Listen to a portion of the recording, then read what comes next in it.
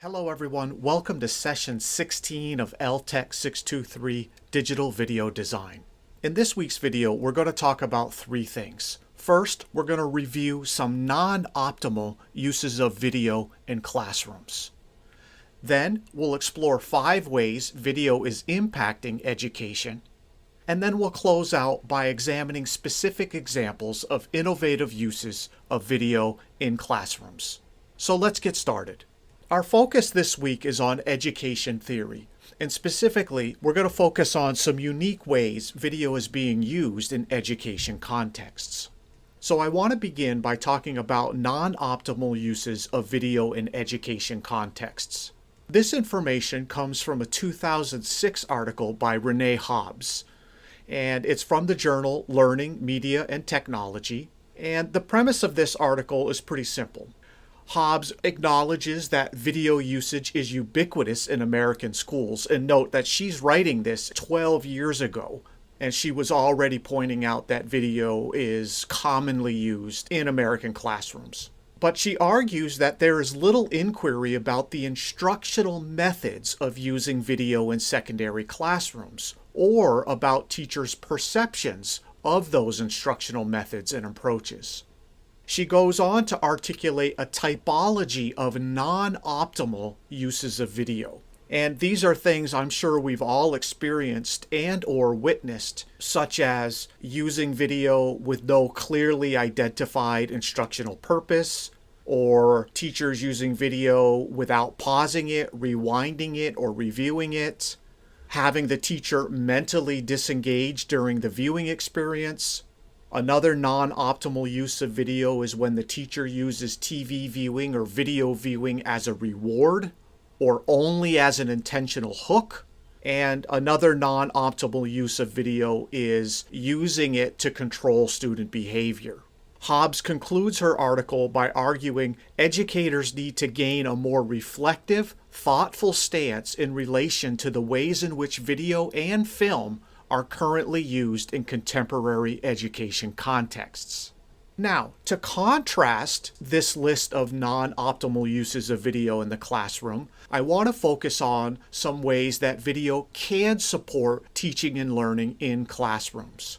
And I've put together this list by drawing on a very important article from the book How People Learn. Some of you, I'm sure, are familiar with this book. If you're not, I certainly encourage everyone to check it out. But Chapter 9 of this book is titled Technology to Support Learning. And this particular chapter focuses on 5 ways technology can support education.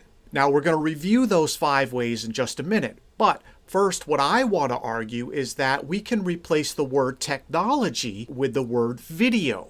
In other words, here are 5 ways video can support education.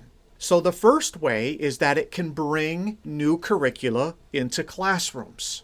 The second way is it can provide scaffolds and tools to enhance learning.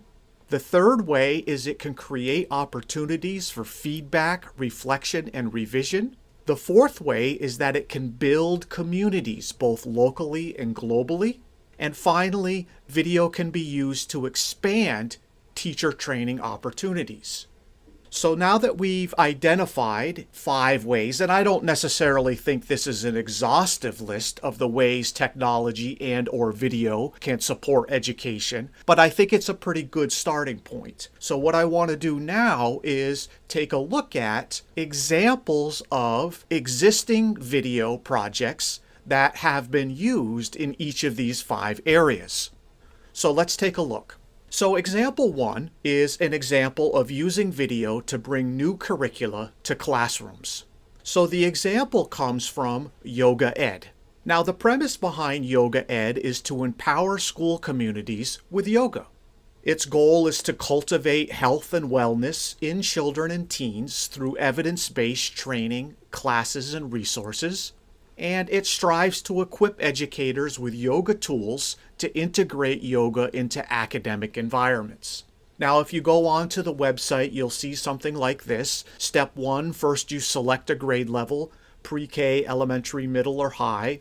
Then you choose a style that works for your classroom, whether it's chair yoga or mat yoga. And then finally, they'll show you an example that fits your criteria. So in this case, we're seeing chair yoga for pre-K. So let's go ahead and take a look at this example of using video to bring new curricula to a classroom. Let's all come to seated crisscross, please, applesauce. And I want you to imagine actually at the front of your mat, you have a glue stick. And I want you to pick the glue stick up. And I want you to take out your hand. And I want you to put the glue all over your hand. And then you're gonna rub your hands back and forth. And you're gonna lift up your bottom and you're gonna place the glue onto your bottom.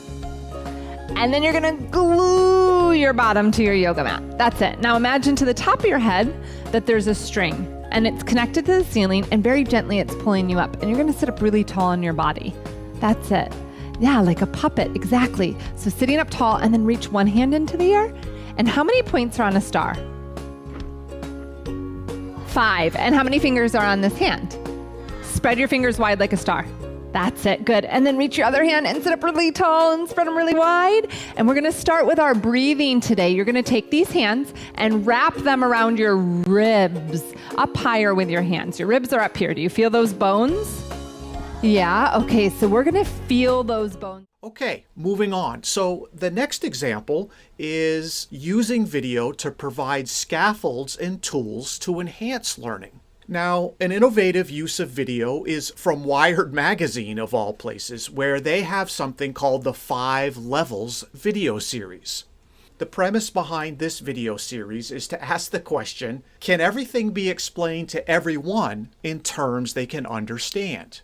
Now, to explore that question, they use experts to explain high-level subjects to people with various prior knowledge on that particular topic. And those experts in the videos explain concepts at 5 layers of complexity. First to a child, then a teenager, then an undergrad majoring in that subject matter, then a graduate student, and then finally a professional colleague.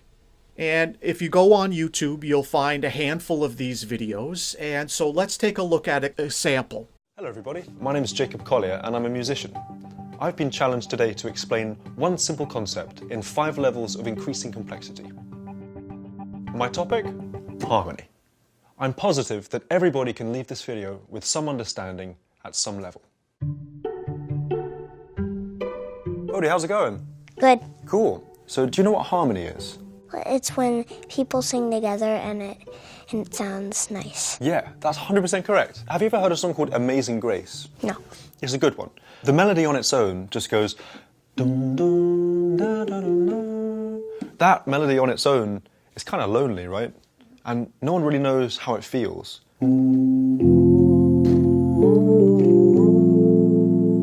So which one did you prefer? The second one. Awesome. And why did you prefer that one? Because it sounds better. Yeah, oh that's great. I can decide how I want this melody to feel. And the more notes there are, the more exciting it is. That's what musical harmony is. Does that make sense? One nice emotional device when it comes to harmony is just thinking about how to arrive somewhere.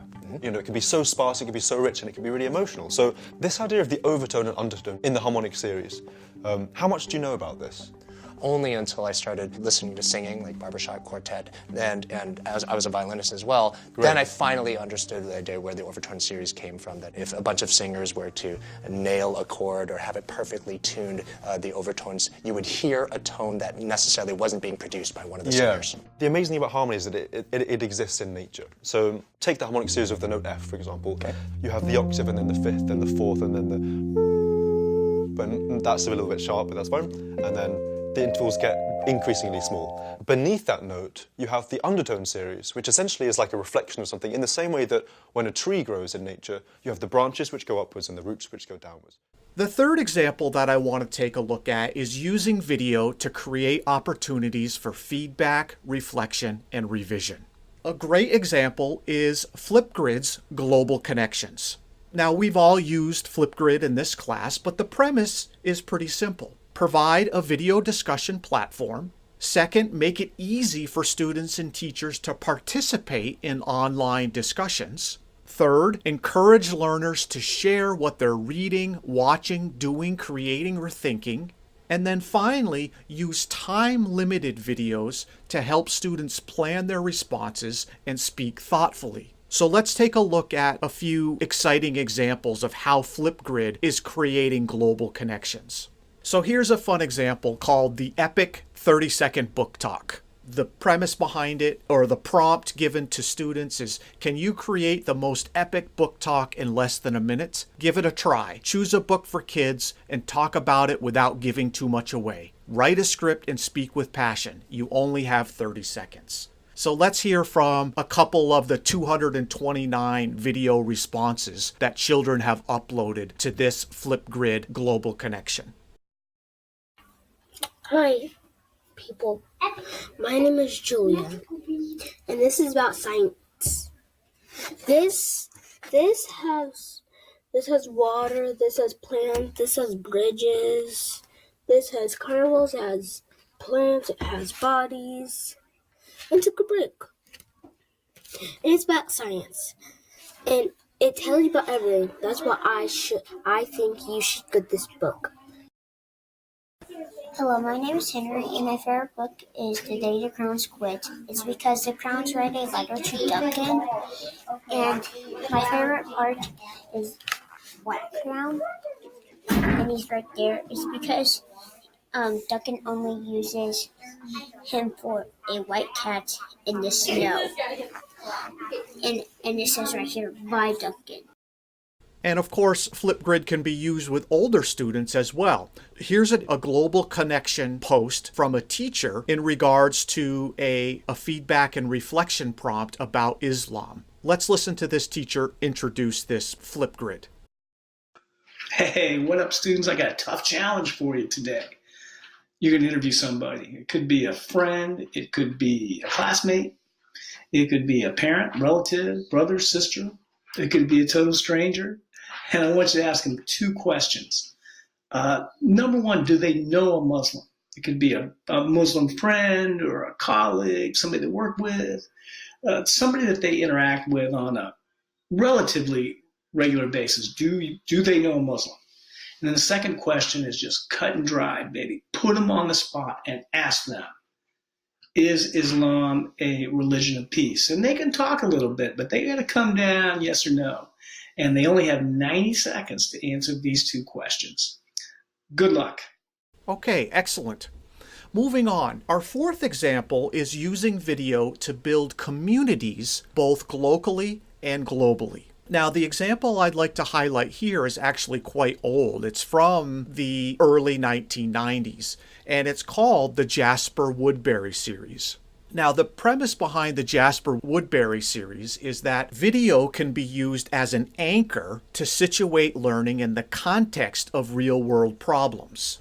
And the videos in the Jasper Woodbury series use narratives that end with some dilemma faced by the main characters of the story, which students in the class must then resolve. And of course, the creators of these videos ensured that all the information needed to resolve the dilemma is actually embedded in the video. And the point, of course, is to let students formulate subproblems and search the video for relevant details in order to help the main characters resolve the dilemma. Now, the Jasper Woodbury series was quite influential at the time, and it has been studied extensively. Some of the findings related to using video as anchors in this format includes evidence that it helps students learn mathematics while solving problems in authentic contexts. It leverages the visual power of video and interactivity.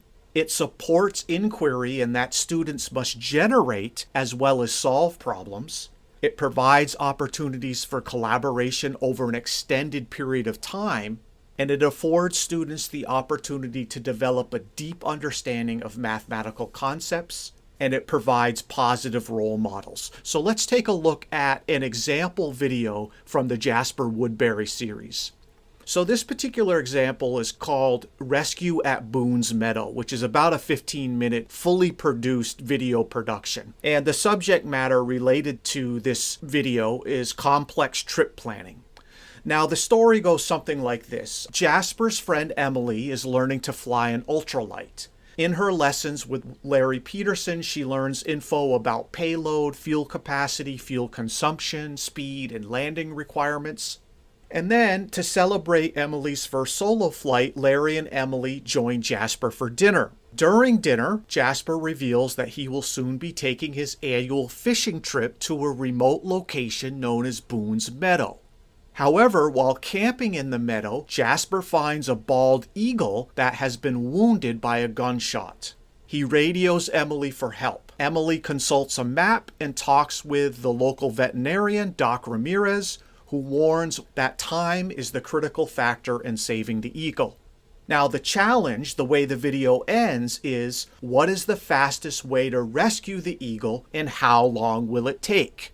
The challenge of rescuing the eagle appears simple at first, but in fact it requires a variety of problem-solving skills.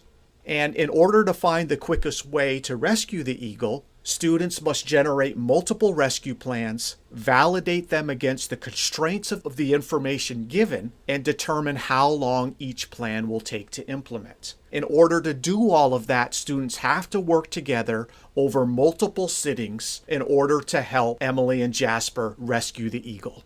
Let's go ahead and watch a little bit of Rescue at Boone's Meadow. Hi, Larry. It's Emily. Oh, I'm fine, but I've got kind of an emergency here. Are you available to do some flying today?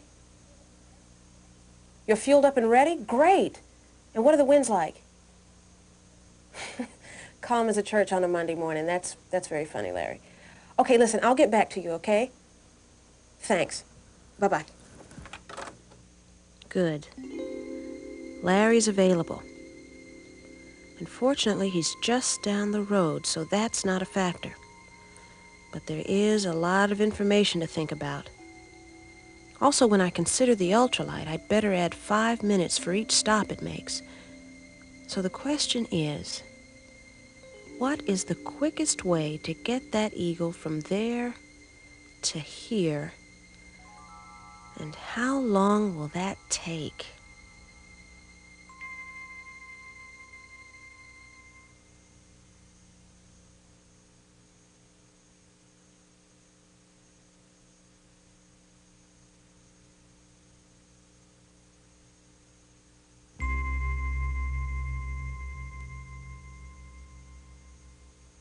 Okay, our final example is using video to expand teacher training opportunities. Now, the example I'd like to share with you is called ATLAS, and ATLAS stands for Accomplished Teaching, Learning, and Schools. And this is a product produced by the National Board for Professional Teaching Standards. Now, the premise behind their platform is the idea of sharing videos of board-certified teachers' approaches to teaching. In short, their goal is to make accomplished practice accessible to other educators, whether they're in-service or pre-service teachers.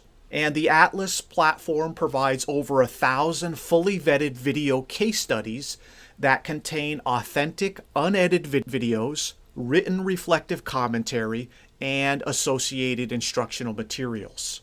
So let's hear a little bit from the creators of the Atlas platform and the ideas behind it.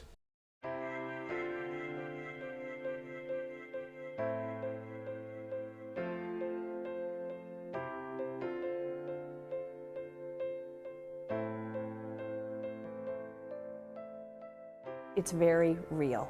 There are no fancy cameras, there's no editing, it is real teachers doing real things, which some days it works really well, and other days there's, kids are kids. And so it allows teachers to see that this is what real teaching goes on. It's not pretty, it's not elegant, it's full of real life people, and that's pretty fantastic.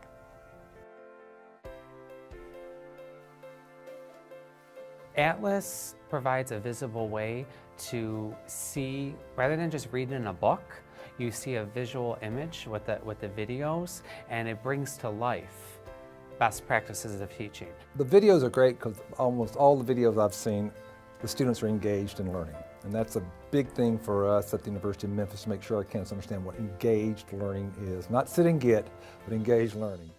Okay, there you have it, everyone. 5 examples of effective ways that video have been used to support teaching and learning. We're out of time for today. Have a great week. I'll see you in Canvas.